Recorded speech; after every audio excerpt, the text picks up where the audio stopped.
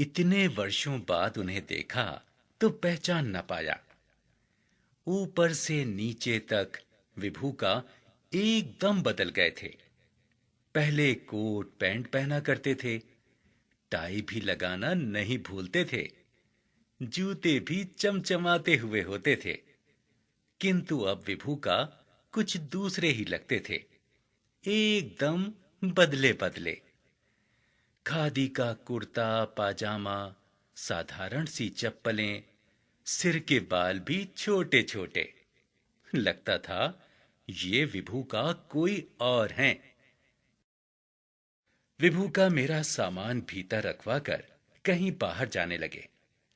घर के लोगों को जाते जाते यह हिदायत देना भी ना भूले कि विजय का ध्यान रखना। सचमुच मुझे कहीं कोई कष्ट अनुभव नहीं हुआ। मैं आश्चर्य से काका का यह अनोखा संसार देख रहा था। मैंने देखा दो दो ट्रैक्टर चल रहे थे। घर के पास ही पशुओं के बाड़े में दो गायें बैठी जुगाली कर रही थीं।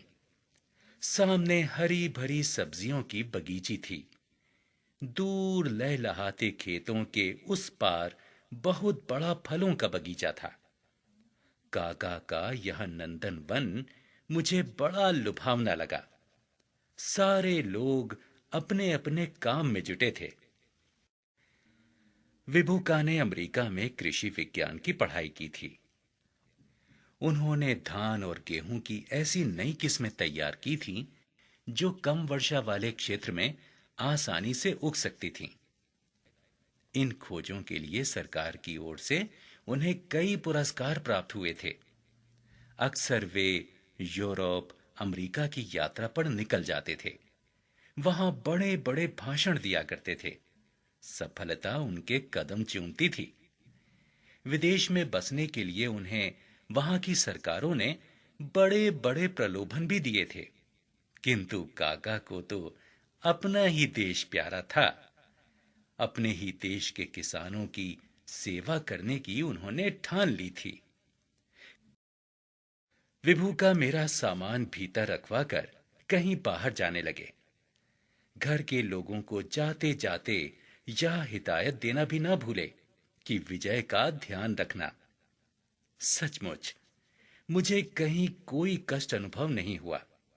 मैं आश्चर्य से काका का यह अनोखा संसार देख रहा था। मैंने देखा दो दो ट्रैक्टर चल रहे थे।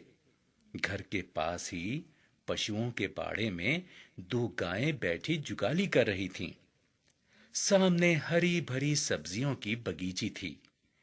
दूर लहलहाते खेतों के उस पार बहुत बड़ा फलों का बगीचा था। काका का यह नंदन वन मुझे बड़ा लुभावना लगा। सारे लोग अपने अपने काम में जुटे थे।